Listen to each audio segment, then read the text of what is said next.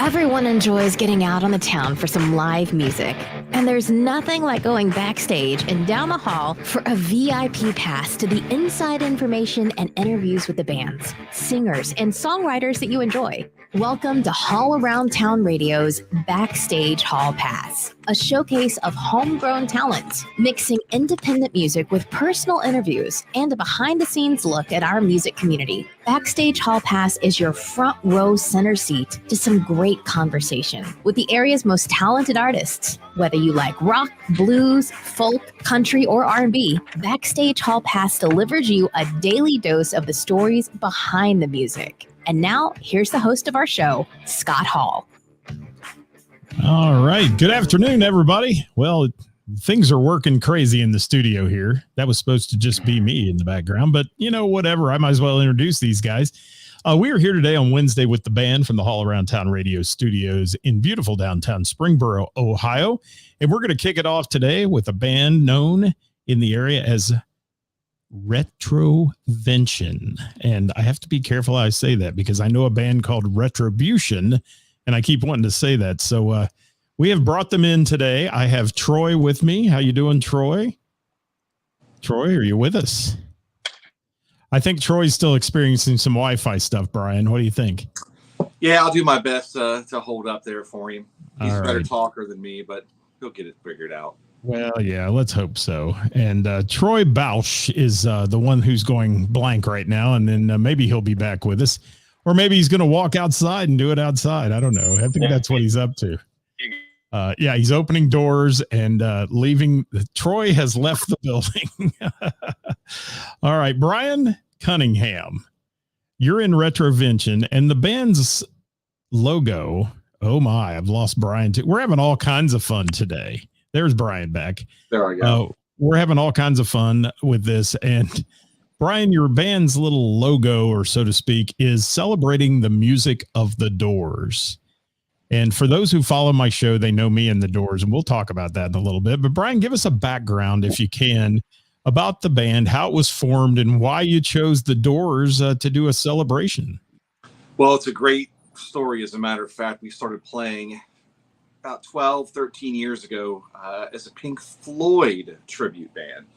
Pink Floyd by far is my favorite band, and we had went through maybe 2 different people on vocals. And we actually had, his name's Jim Hyle, come out, audition to do a little bit of Pink Floyd, Beatles, and then he sang some Doors for us. We thought, what are we doing here? There's a lot of great Pink Floyd cover bands running around here. Signs of Life's one of my favorites. They've got a great market share. The Doors themselves, in terms of what's around here locally, we saw it as a bigger opportunity. And it was our quarterback, we had a quarterback change. It was his style. So it behooved us to really kind of build around what he was doing.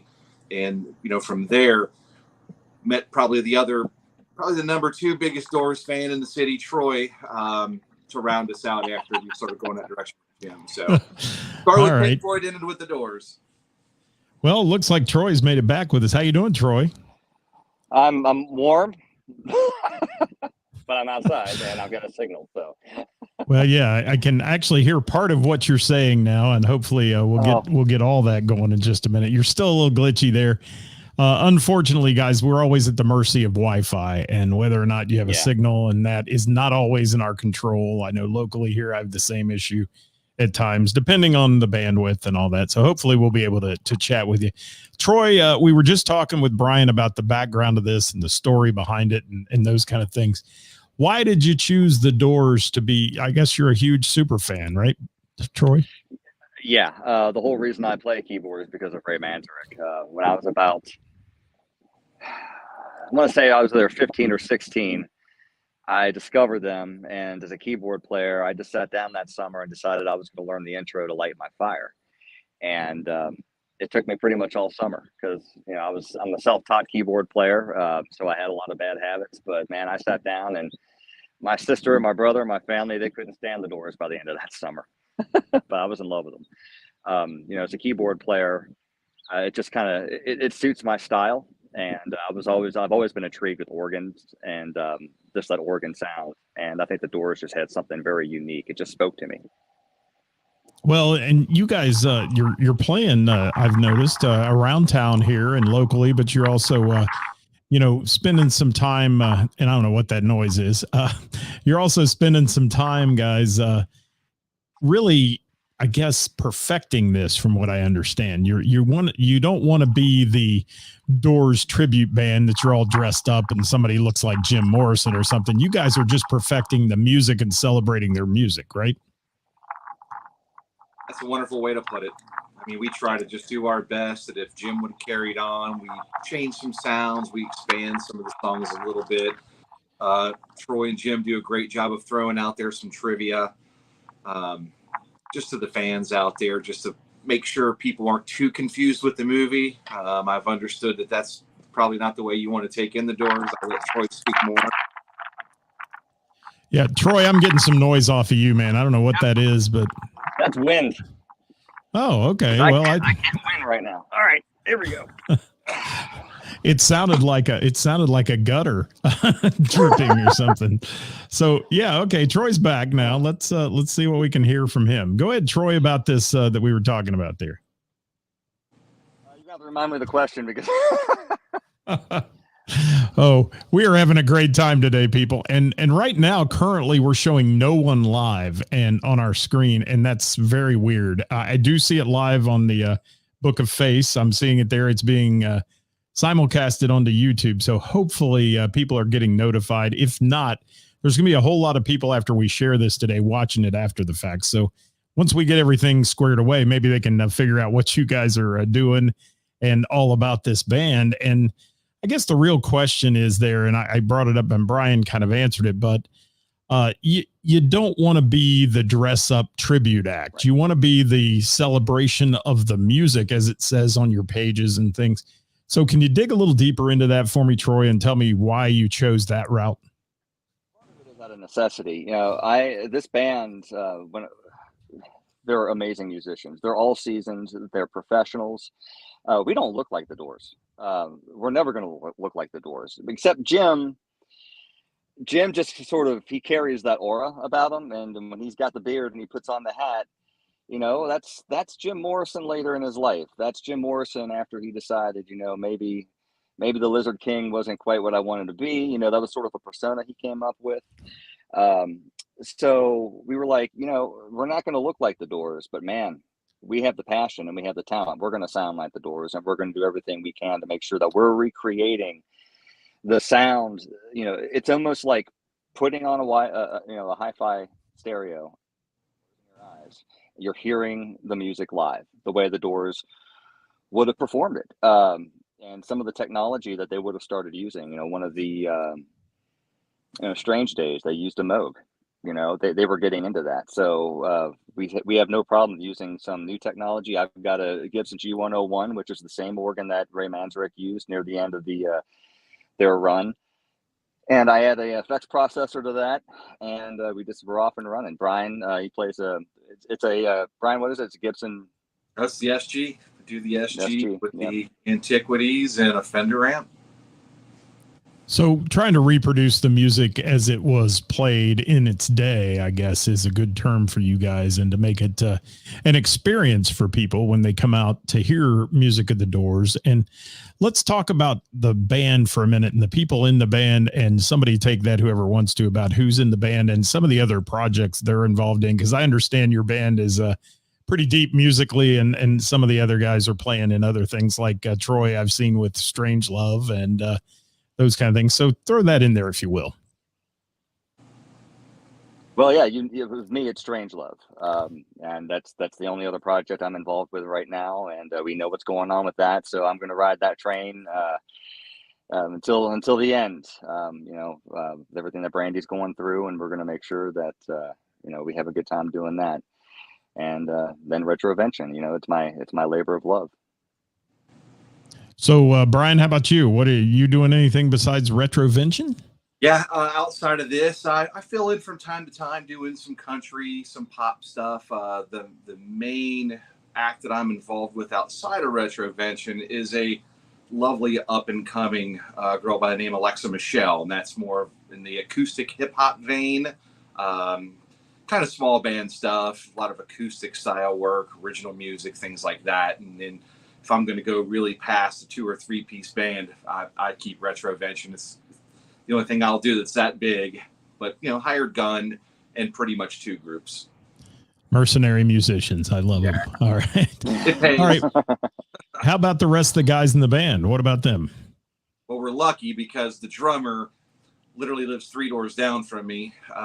His son actually tried out for the band originally, and his son's probably, I don't know, his early 20s. Dad's, mid 60s, and he's a huge super fan.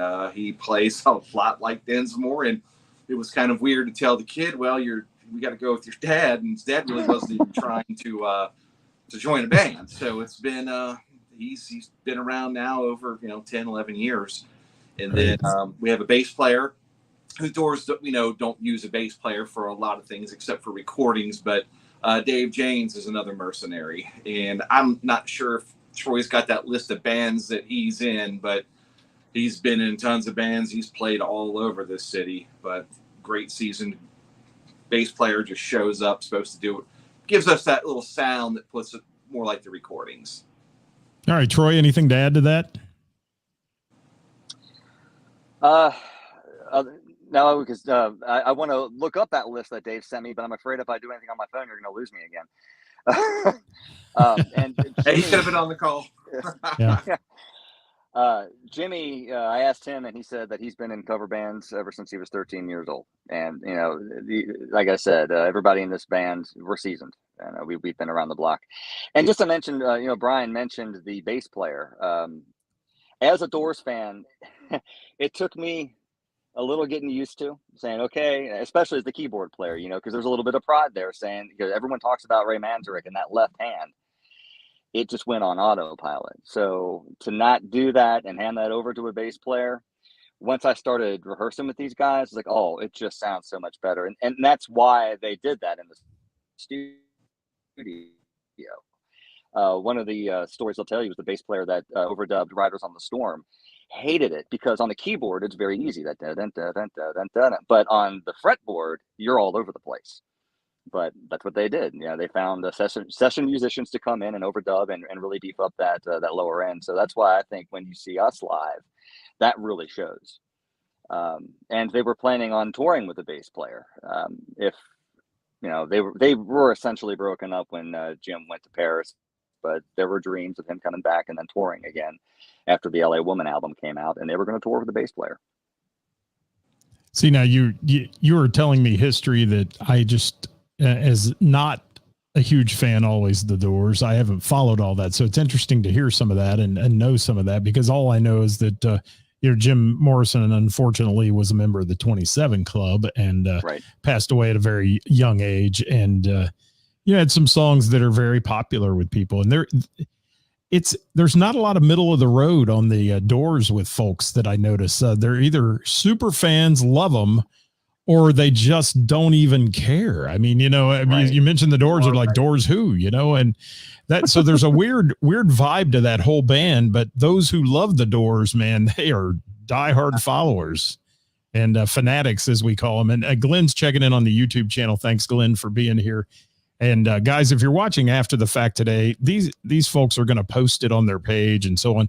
If you want a question for the band, throw it in the comments, and they'll see those comments and they'll answer them for you here later on this afternoon or tonight or whenever you're watching this show, because we're definitely on the struggle bus today with some Wi-Fi issues here, and we're going to try to get through it.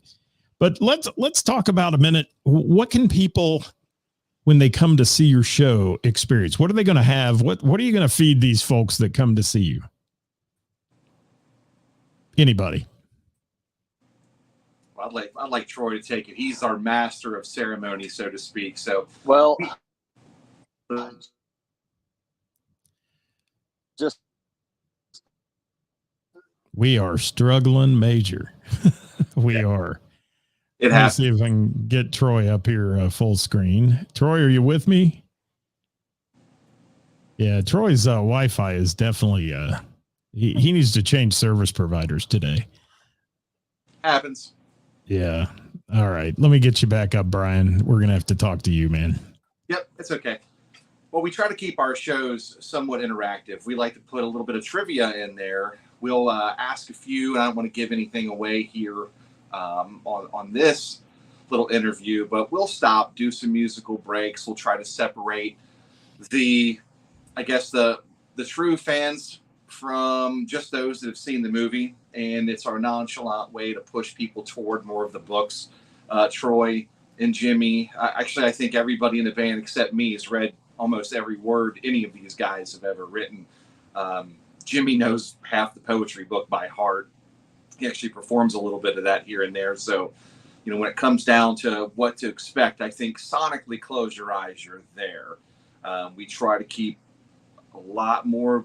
We want to keep pretty loose. We want to give you that experience that you would have gotten at their live shows, which, again, not being the biggest Doors fan in a while, I had to do a little bit of homework in this area in particular, and to find that, they'll throw some Beatles licks in Light My Fire. They'll throw some, they'll kind of hide songs within their songs from other bands, which I found that to be a whole lot of fun. And really live, you'll never hear them play the same thing twice. And I think we try to vibe off of that. We really try to give that type of an experience where you feel like what it would have been had Jim lived and they came out with a bass player.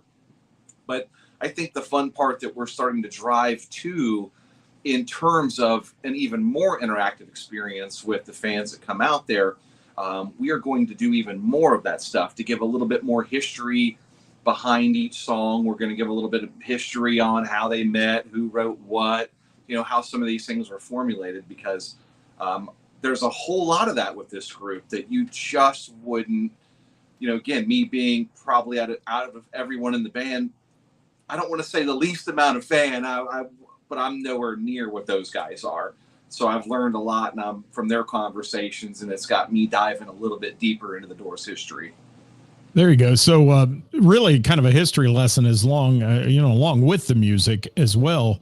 And Glenn asked a very good question there. He asked a question about, other than Facebook, where can he find out where you'll be playing? Because Glenn is the probably number one hater of FB. And I'll say that out loud. He doesn't like that platform. That's why he's on our YouTube channel. I understand that makes him a genius. Yes, there you go. For the genius level folks, I would recommend retrovention.net. We have a little bit of media up there where folks can see us. Actually done it, Mike's Music at the Village. If you've not done any shows from there or talked about that with local musicians, it's an awesome spot for so we've used it to get some of our very first baseline videos out there. So there's links to the videos at retrovention.net. There is also all the upcoming shows. And to be honest, we're working folks with families, all of us. We are in a position where you're really around Cincinnati. You can probably expect anywhere from 4 to 6 shows a year. You're just not going to find us in a bar playing this music. Gotcha. Okay. Unless Perfect. the Bell and the Bear lets us in for one of their Thursdays. I think we could do that. There you go. For a few songs at least or something. Yeah. Hey, Troy's back. Troy, you found a spot, it looks like. Stand right there. Put aluminum foil on your head and stand right there, man, because we need you to stay right where you are. We were talking about the experience that the fans can get that come out, that love the Doors and come to see you guys. And I certainly think Brian's doing a great job, but I want to get your take on that. What's the vibe going to come off of this band to folks who come to see a Doors celebration? The underlying idea was that if Jim Morrison came back from Paris and he got back with the guys and they decided, you know what, hey, I'm clean, I'm ready to go. There's a story, and it could be a myth. Ray Manzarek told the story about Jim calling Densmore, which a lot of Doors fans might say, if he's going to call anybody from Paris, it probably wouldn't be Densmore. That's the drummer. They didn't get along too well. But he said that, hey, man, I'm looking forward to coming back to the States, and we're going to play this music. We haven't had a chance to play this stuff live. Let's play this stuff live. So that's the idea. It's the Doors back on the road with a bass player, using some newer technology. Ray had just started using the Rhodes piano on stage. And then Jimmy Jimmy just embodies Jim Morrison. I swear. It is what it is. But yeah, I can tell you the moment I think we played Roadhouse Blues goofing off, because what musician doesn't know Roadhouse Blues? But you close your eyes, we all turn to each other. That was the day we decided to quit being a Pink Floyd tribute and move on to a celebration of the Doors. Was as good as Jimmy really sounds doing this stuff. Gotcha. All right. So, fellas, some influences in your previous life that got you to play music and to do things like this wonderful celebration of the Doors called Retrovention. So what else can you tell me about yourselves, and what got you into music? Troy, if you're there, let's try it while you're still there. Real quick, my mom and my dad, music was a big part of our life. My sister got me into playing the keyboard when I was probably about 7 years old on my grandmother's Farfisa. First song I learned how to play was When the Saints Go Marching In. And then as far as, Billy Joel, the Creedence Clearwater Revival, the Doors, a lot of classic rock. It just, that's my wheelhouse. All right, Brian, how about you? Well, I think I was in maybe 3rd or 4th grade. I'd seen somebody pick a guitar up and play Sweet Child O' Mine, and it was over. From that day, I had to play a guitar. All I could think about was guitar, and could not wait to get my first guitar. But coming up, really big into metal. Slayer, my favorite band, Danzig, Misfits. But then in high school, I went exactly backwards. I fell in love with Pink Floyd, the Beatles, the Doors. I really got bitten by a classic rock bug a little bit later, after my metal phase. And I don't mention my New Kids on the Block phase. Bald guy talking about the New Kids. All right. I don't think he's kidding. We don't have enough time to talk about the New Kids. I mean, and there's a whole lot of people out there who will never admit they listen to that kind of music, but they did. They did. It was catchy stuff.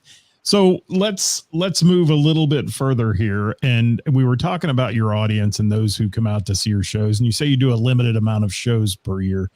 Do you have anything upcoming that people come and catch that can come catch Retrovention? Yeah, we got a show coming up, Madison Live, on August 27th, Saturday, August 27th. We're really looking forward to that one. That's going to be a big one for us. And then I can't look up the dates right now again because it'll throw my phone into a tizzy. But I know we're playing. MVP November 12th, if you can hear me. There you go. Okay. MVP November 12th, and then we're also going to have. We're going to be back at the Redmore and Strand Theater in Shelby, Indiana, early next year. Okay. And again, they can follow you on the Book of Face. It's up on the screen right now at Retrovention Band, or on the web at retrovention.net. And that'll have all your upcoming shows on it and info and such. I've looked at those pages and got some cool stuff on it. And, all the people that watch me here, and we do this show, 4 days a week, know my view on the Doors and change it. I want to hear that, Scott. What is your view on the Doors? Let's hear what's your just not a fan. Never, okay. There's so much hype about the Doors and all these people. I mean, I can put Roadhouse Blues on. I can do, I can throw something up there when I'm doing my music trivia, and so people love that. But it never stuck with me. I never was a fan of the Doors, and I'll just tell you personally, I thought Jim Morrison to me was a bit annoying. So, and he was one of those flamboyant characters that, this is your brain on drugs type thing. Yeah. And, that's, and not that I've not followed bands that, I just saw Motley Crue Saturday night, if you talk about drugs, but right. You know what I'm saying? That's just where I'm at. It's the same way with the Beatles for me. I don't go over the top for the Beatles. I'm not a Beatles fanatic. I'm sorry, but I have my bands that I love, and I was a product of the 80s glam bands and all that. But it's changed my mind, Troy. Changed my mind. As a musician, and Brian will speak to this too. There's not a lot of rock bands that will use a C7 sharp 9. And there you go. Yeah. You know, that 4-chord structure, you don't get, once you start to dig into the Doors and how what kind of musicians they were. You had a flamenco guitarist, a classically trained pianist, a poet who lived on a rooftop and just decided one day he wanted to be a rock star because he decided he didn't want to make films anymore. And John Densmore was a bossa nova. I think it was bossa nova, but yeah, all these different musical styles. And you know, they covered Whiskey Bar is actually a cover of an opera. You know, who does that? They did things that nobody else was doing, and then they come out with you know, no bass player. Okay, that's different. There's a mystique about them, and I think it just speaks to some people. And then if you really dig into Jim Morrison and his poetry, he's more than just a guy that he was sick. You know, addiction is you know, that's a disease, and couple that with the fame and how quickly it happened. And you read the books, it will tell you that Jim Morrison had a lot of layers. You know, he was a good guy. He was a funny guy. It's one of the things that Ray Manzarek said about the movie is like, nobody ever laughed. We were laughing all the time. Jim was funny. He was smart. He was well read. I mean, if you look at the books that guy digested in his lifetime, everywhere he went, he had a notebook with him. He was always writing. He was very hardworking. So it kind of depresses me when people just kind of chalk him up as this flamboyant alcoholic. There was a lot more there. And then the band as a whole. Yeah. Sorry. Right.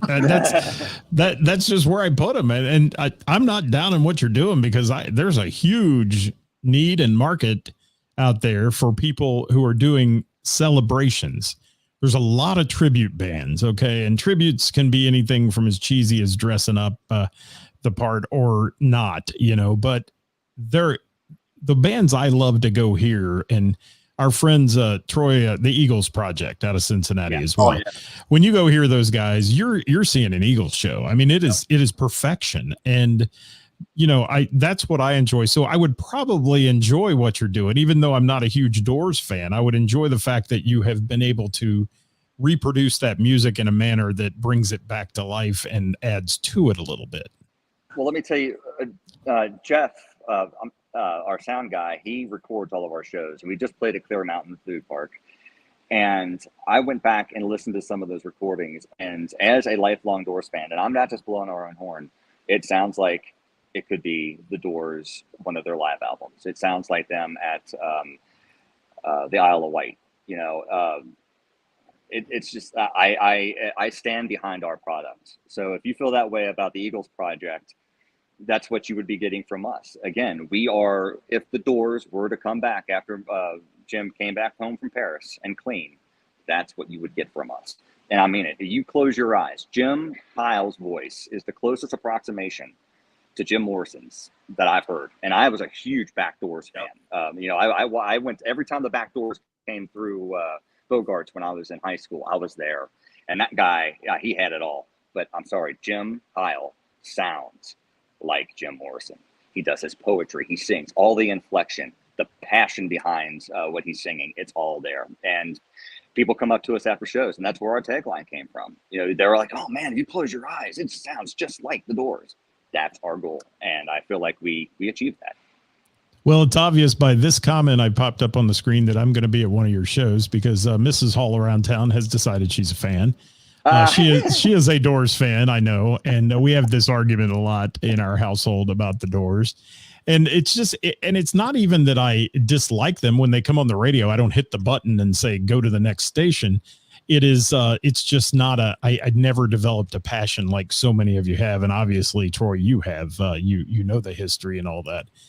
Brian, anything to add to that to sell me on this? We've got a minute or so left today. Yeah. And I like that because I think what sold me on it is most of the pop, rock, blues songs that you're going to listen to all have 3 or 4 chords, some cases 2. The Doors actually, if you look at it from the lens of they're doing the exact same thing everybody else is doing, they're just putting a couple of extra notes here and there at the end of their chords. So it fascinated me how much that changes the music and how much people think it's so much different from a regular pop song where it really isn't. So I think when you listen to them through that lens and try to hear some of those progressions you've heard a bunch of times, it can make it a little bit more interesting to try to pick out, well, that's just a 1-4-5 blues song.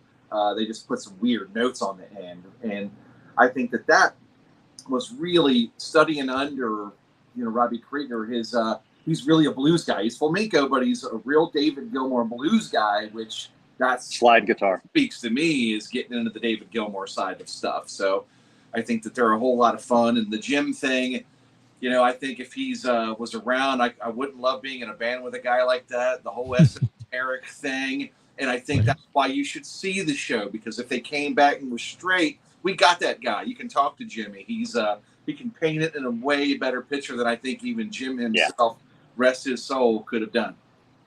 Well, there you have it. Okay. That sounds good to me. I look forward to it. And you'll have to, I'll come to a show and you'll have to sell me on it, but It sounds to me like it's in my wheelhouse of, I like music that is perfect. I like music that doesn't use a bunch of backing tracks. No. And certainly, there are a ton of tribute bands out there across the country who use tracks to play and try to reproduce that. And you guys with the original stuff, you're playing the music, and that to me says a whole lot for what you're doing. And you're out there trying to sell to the masses, so to speak. How well are these shows attended, guys, that you do? I mean, when you play, you say only a few times a year. I know bands that do that typically have a good following and a big crowd. Yeah, we're very lucky there. And I think that's one of the things that helps us around here is we can't take this out every weekend. The fans that are really into this stuff are quite rabid and they travel well, but you don't want to overdo it. So, again, the 4 to 6. We're looking to get out on the road. We'd like to get out there a little bit further out of the tri-state, but right now, that's where we're at. Yeah, well, there you have it. Red Rocks. Right. Red Rocks. That's Brian's dream. Yeah. I'll drive your tour bus to that one. That's for sure. All right. Sound good? All right. So we've had some people on. Obviously, we had some technical difficulties early on, and thank you guys for staying with us and working through that. Thank you. And we will have this up on our page. You guys will be sharing it on your page, Retrovention's page, and such. So, folks, if you're watching afterwards, please drop these guys a comment. Let them know what you think about what they're doing. And also, if you have a question for them, anything we missed, because we were kind of bouncing back and forth there, throw it in there, and they'll answer it to you. And get out and see their show. And anything else, Troy, you want to share with everybody before we go today? Tickets are available on Ticketmaster for our show on the 27th at Madison Live. We really want to sell that one out and have a party. Come out and celebrate with us. Okay, give them the date on that. Give them the date on that again. Madison Live. Madison Live, August 27th. It's a Saturday. And tickets are available on Ticketmaster. You can also get them at the box office when they're open. Unfortunately, I don't have the hours in front of me. But you can look up Madison Live, and you can also find the link on our website and on our Facebook page. All right. Brian, anything else you want to share? Scott, I'd like to just thank you for having us today. Thanks to Troy for helping out. And frankly, see you around town, man. Yeah, it's going to be great. I appreciate you being with us today. And it's always a pleasure to talk to new folks that we haven't had on the show before, and to bring the music of the Doors, the celebration of the music of the Doors, to the folks out there. So if you want to follow them again, guys, let me throw it up in the comments or the screen here real quick if we can. And let's talk about Retrovention Band on Facebook and retrovention.net on the www there. If you want to check them out, do that. And guys, I can't thank you enough. Thanks for being here. Same. Thank you, Scott. Thank you for your time. All right. We appreciate you. And guys, we will be back with you tomorrow at 5:00 with Live at 5, featuring the best musicians in the tri-state and the venues that bring them to you, with our list of who's playing out every Thursday. We bring it at 5:00. It's brought to you by Froggies in Monroe, Ohio. Just a hop, skip, and a jump up I-75 from Dayton or Cincinnati. We'll be back with you, like I said, 5:00 tomorrow. Thanks for watching today. We'll see you next time here at All Around Town Radio. Until then, have a great night. Get out and support live local music.